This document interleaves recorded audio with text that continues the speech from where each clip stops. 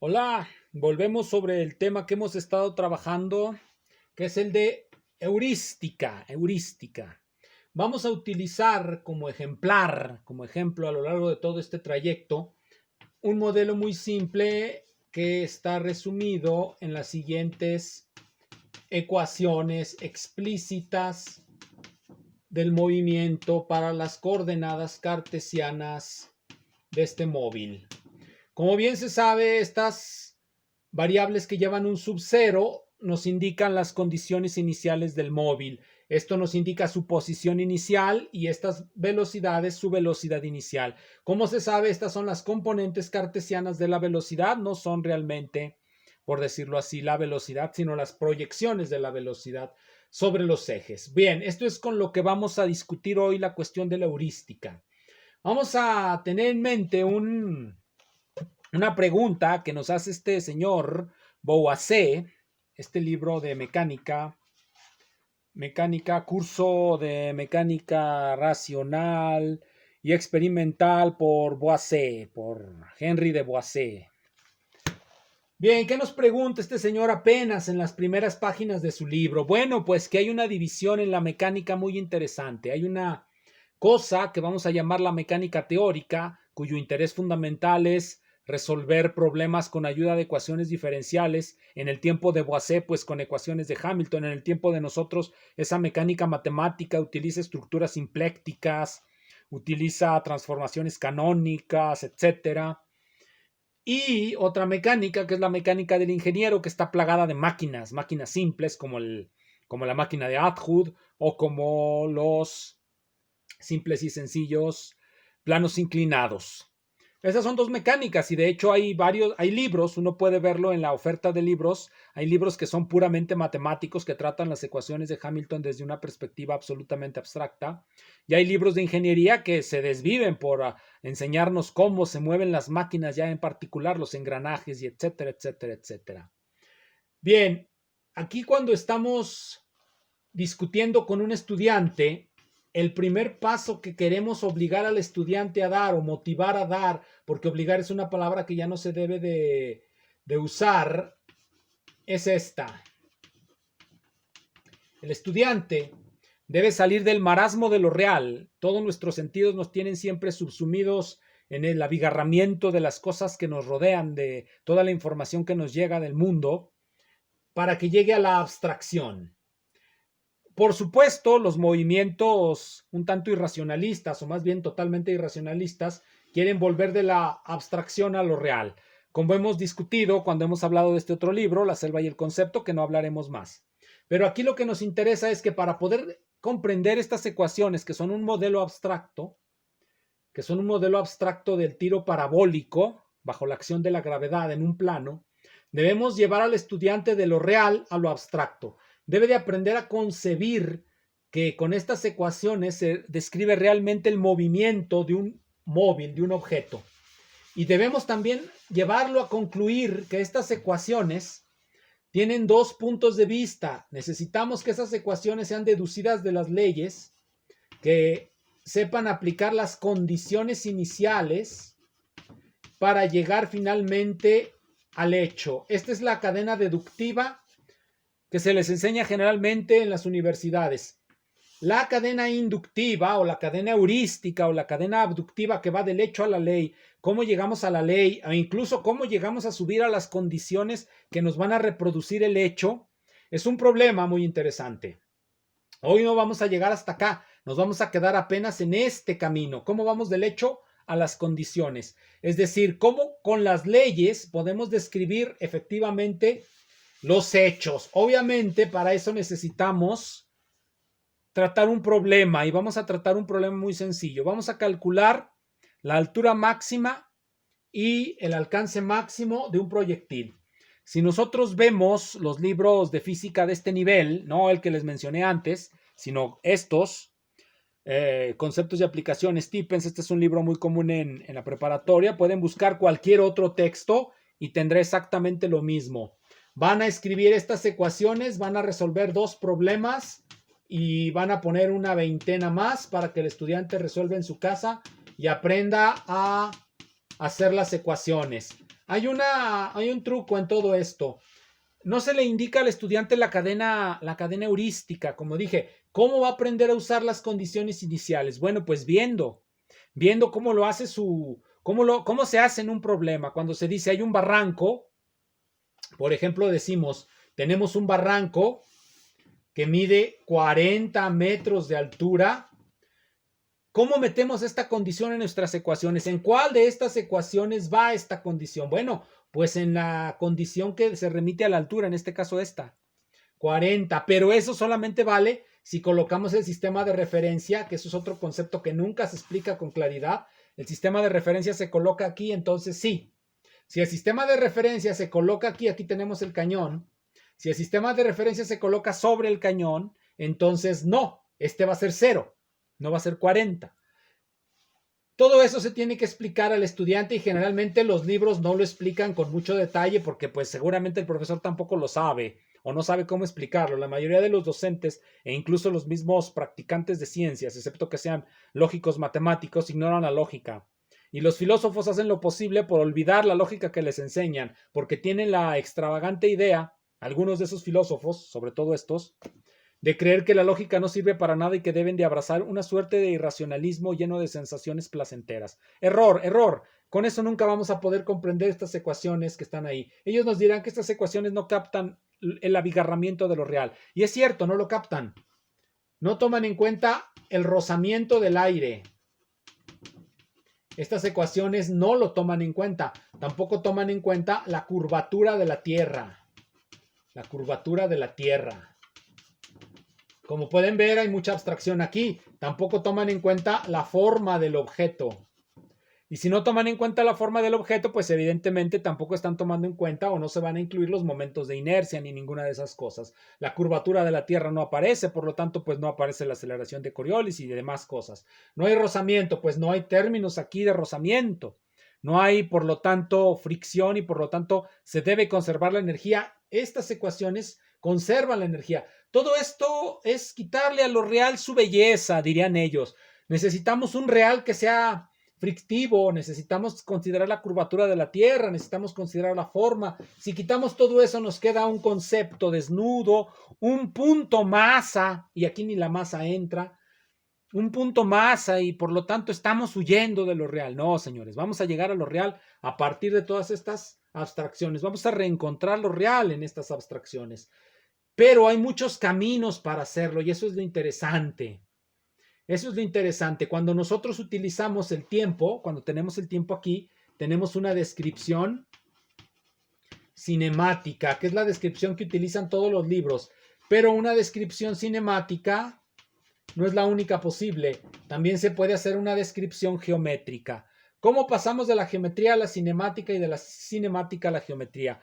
Eso es algo que tampoco suele decirse. Los maestros de preparatoria ignoran todas estas cosas. Ellos nada más repiten del libro y hacen como que saben manejar las fórmulas. Yo tampoco las sé manejar muy bien, pero me las arreglo para ir autocorrigiendo mis mala álgebra, algo que muchos deberían de hacer. Bien, para pasar de la cinemática a la geometría, lo que debemos hacer es eliminar el tiempo. Para pasar de la geometría a la cinemática, debemos parametrizar las ecuaciones o las coordenadas con el tiempo. Esto equivale a que cuando vamos para acá, las ecuaciones se vuelven funciones del tiempo, y cuando vamos para acá, estamos buscando ecuaciones de este estilo. Vamos a ponerlo más fácil. Vamos a poner aquí la descripción. Una descripción cinemática es así. Una descripción geométrica es así. Hacemos que las coordenadas dependan del tiempo cuando tenemos una descripción cinemática, y hacemos que dependan del espacio o que dependan entre sí cuando tenemos una descripción geométrica. Entonces, para tener la descripción geométrica, pues necesitamos una ecuación de esta forma. Esta es la descripción geométrica del movimiento. ¿Cómo se hace? Pues se elimina el tiempo. ¿Cómo se elimina el tiempo de aquí? Se despeja de alguna de las ecuaciones. Tenemos dos opciones. Y eso es lo que hace que esto sea complicado. Porque, véanlo, hay que tomar una decisión, y tomar decisiones no es algo que toda la gente haga. ¿Qué vamos a despejar? ¿El tiempo de aquí o el tiempo de aquí? Nos va a llevar a diferentes caminos y va a requerir de nosotros diferente preparación matemática. tal vez. O tal vez la misma, o tal vez uno sea más simple que el otro. No lo sabemos a menos que lo recorramos. Debemos de evitarnos en las cuestiones como esta del manejo de ecuaciones, en la manipulación de ecuaciones, debemos evitarnos tanta predicción, sobre todo si somos novicios. Debemos seguir el camino. Yo recomiendo que sea por lo más simple, es decir, que en todos lados donde esté t, sustituyamos t por x0 entre b0x. Despejamos t de esta ecuación porque es la más fácil. Ese es mi criterio. No hay un criterio real. Cualquiera se puede utilizar. Algunos caminos son más complicados que otros. Solamente cuando se han recorrido uno puede llegar a la elegancia del paper. En el paper todo es elegante porque así se construyó, no es porque así haya salido de la cabeza de sus creadores. Bien, entonces en todos lados vamos a sustituir eso, vamos a escribir la ecuación ya con esa novedad. Ya va a ser una ecuación puramente geométrica. Entonces aquí nos va a quedar así. B de Y entre B0X abajo por X menos X0 menos G, va a ir G arriba, entre 2B0X al cuadrado por X menos X0 al cuadrado. Aquí el cuadrado. Vamos a simplificarla todavía más. Vamos a introducir nuevas coordenadas. Vamos a introducir coordenadas de traslación. Que le vamos a poner una rayita arriba, una barra arriba. Y vamos a introducir otras que van a ser simplemente para que los cálculos sean más sencillos. Si lo hiciéramos directamente, llenábamos la pizarra con un montón de símbolos y se hace muy complicado hacer las cosas. Entonces, lo ponemos aquí. Esta va a ser nuestra nueva simplicidad. Con esta nueva notación, vamos a colocarla de este lado. Vamos a colocar aquí nada más las fórmulas para acordarnos de ellas. B0x entre B0y y B va a ser G entre 2B0x cuadrado. Ya con eso vamos a escribir nuestra nueva ecuación de una forma, bueno, se va a ver muy sencilla. Véanla qué sencilla se va a ver esta fórmula. Va a ser menos AX, perdón, más AX barra menos BX barra cuadrada. Así va a quedar. Una vez que queda ahí, nosotros podemos aplicar el método de completar el cuadrado. Vamos a hacer una compleción de cuadrados. Eso es a lo que nos ha llevado el camino que estamos recorriendo, el camino heurístico, y le vamos a dar interpretación a los parámetros, que es lo que dije desde el principio. Estos parámetros son los que codifican la experiencia de lo real. Las coordenadas, basta con que le cambiemos de parámetros y tenemos otra curva. Cambia la forma de la parábola con los parámetros. Entonces la experiencia de lo real nos la dan esos parámetros. Y eso es lo que hay que discutir ahora. Entonces vamos a completarlo. Para eso vamos a hacerlo más facilito. Vamos a ponerlo así para que quede perfectamente fácil. Fácil, fácil. A entre B por X barra. Aquí se ve prácticamente el cuadrado que vamos a completar. Decimos cuadrado del primer término menos doble producto del primero por el segundo. Como es doble producto y aquí no aparece, pues debe de haber un 2 ahí. Entonces nos queda así. 4b cuadrada menos a cuadrada 4b cuadrada. Y con eso ya tenemos completado nuestro cuadrado. Vamos a colocarlo aquí arriba para que se vea. Basta de ponerlo tan difícil. Vamos a ponerlo facilito. Entonces y barra va a ser igual a menos b, que multiplica a nuestro x menos a entre 2b al cuadrado menos, nos va a quedar el menos a cuadrado entre 4b cuadrado. Así.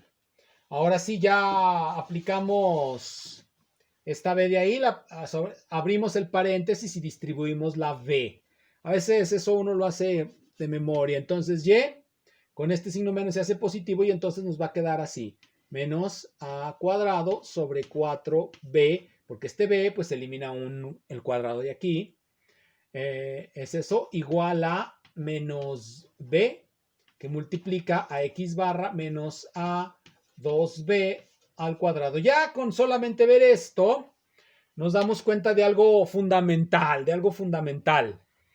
Como este es un signo negativo, véanlo, aquí hay un signo negativo adelante del cuadrado, pues esto siempre es positivo, este también es positivo.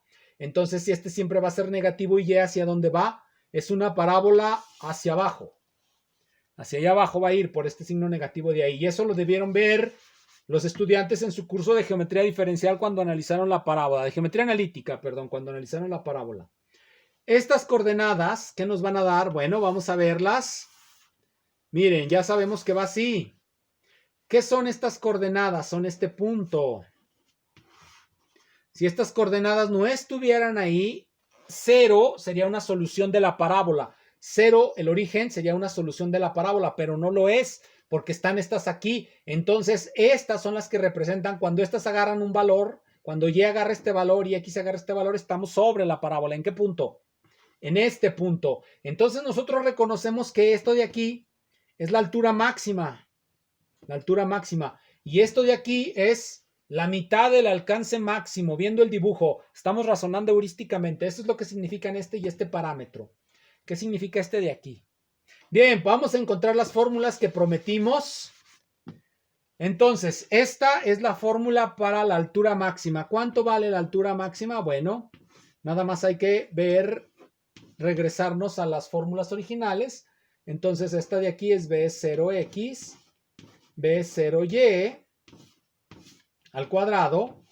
Y esta de acá es 4b. Bueno, si multiplicamos este b, aquí hay un 2. Como este 4 está arriba, el 2 queda arriba. Entonces sería 2g. Todo esto se pasa hasta arriba. Queda b0x cuadrada y abajo queda 2g. Este x cuadrada, perdón, este es un y y este es un x, para que no me equivoque. Este y este se van. Entonces nos va a quedar simplemente b0y al cuadrado entre 2g, que es efectivamente la fórmula para la altura máxima. Vamos a colocarla acá, B0y cuadrada. Aquí está, esta es la fórmula para la altura máxima obtenida por un método geométrico. ¿Y cuál es la fórmula para el alcance máximo? Bueno, pues es esta. Es A entre 2B. ¿Cuánto vale A entre 2B? Bueno, pues ya sabemos que esto es B0y entre B0x. Y hay que poner 2b, pues se va este 2 de aquí, entonces nos queda arriba b0x cuadrado entre g. Por lo tanto, esto es b0y, b0x entre g. Y el alcance máximo, pues es 2 veces esto. Entonces ya tenemos nuestra fórmula para el alcance máximo, que es 2b0x, b0y entre g. Pueden consultar sus libros y verán que es exactamente el resultado. Pero este se obtuvo por un método geométrico. En realidad no tenemos por qué utilizar un método geométrico o un método cinemático. Podemos aplicar el método que nos plazca. Podemos aplicar el método que nos plazca. El problema no es que apliquemos el método que más nos guste o que más nos acomode o que nuestra inteligencia sea capaz de desarrollar, es el método que sea. El problema son nuestros docentes. El problema es nuestro sistema de educación. El problema es la burocracia estatal. El problema es necesariamente el hecho de que nuestros docentes, nuestras escuelas, no están preparados para que la gente sea creativa e innovadora. Nuestras escuelas están hechas para que el docente repita, el estudiante repita y sigan los mismos caminos trillados de siempre. Y lo único con lo que aparece nuevo es ponerle cuadritos de colores a los libros o llenar páginas y páginas que van a leer ¿quién? Los burócratas, no creo. Con pseudoteoría educativa, tomada también de algún libro y que nadie va a leer, ni el docente lo leyó, nomás lo transcribió como si fuera un estudiante de primero de primaria. Bien, les voy a contar una anécdota para concluir, una anécdota que ilustra esto. Mira, alguna ocasión yo di un curso de métodos numéricos. Un curso de métodos numéricos consiste en desarrollar esquemas iterativos para aproximar ecuaciones algebraicas, las raíces de las ecuaciones algebraicas, las soluciones de una ecuación diferencial, de una ecuación integral, de una íntegro diferencial, de una funcional, etc. Simplemente son métodos. Puede uno también aproximar integrales, todo, métodos numéricos. Pues en lo más sencillo es aproximar raíces de polinomios. Tan sencillo es, y aquí queda claro por qué es sencillo, que en una ocasión yo estaba exponiendo el método de bisecciones, el más simple de todos. ¿Ya se lo imaginaron? El método de bisecciones. Vi a un estudiante allá hasta atrás del salón en estado semi-inconsciente. Yo pensaba que estaba dormido. Bueno, llegó el día del examen, hice el examen, puse un ejemplo o más bien un problema muy simple de aplicar la fórmula, porque se desarrolla una fórmula iterativa para encontrar las raíces, que la desarrollaran los estudiantes. Cuando llegué al examen del estudiante que había visto allá muy dormido, muy tranquilo, me doy cuenta que no usó la fórmula, es lo primero que uno busca. Si somos los docentes de flojos. Bueno, no es que sean flojos los docentes, es que cuando tienen cientos de estudiantes, pues se van por lo más sencillo. Busca uno y ve, no aplicó la fórmula, pues seguramente está mal. En el 90 y tantos % de los casos, el docente tendría la razón, el estudiante está mal, ni hizo el problema. Puso ahí lo que se le ocurrió. Bueno, pues este estudiante regresó y me dijo, a ver, ¿cómo se hace, maestro? Le dije, hay que aplicar la fórmula. Aplicamos la fórmula, nos dimos el tiempo para aplicar la fórmula y resulta que sale un resultado y el estudiante me dice, pero es el mismo que yo obtuve. Ah, ¿cómo le hizo? Bueno, pues él desarrolló un esquema iterativo porque cuando lo vio dijo, estaba tan simple, la clase estaba tan simple, el método era tan elemental que bueno, pues ya ni le puse atención. Y vea, salió. La mayoría de los docentes basta con que el estudiante no utilice la fórmula o resuelva el problema en coordenadas que no son las cartesianas o calcule por métodos geométricos que no sean los cinemáticos alguna fórmula, basta para que lo ponga mal. ¿Por qué? Porque así es. Utilizan el método del mínimo esfuerzo para calificar, porque es mucho lo que hay que calificar. Pero eso mata la heurística. Eso mata nuestras universidades. Por eso nuestras universidades terminan por volverse, bueno, en realidad, reiteraciones morosas de cálculos que a nadie le interesan. Volveremos sobre el asunto.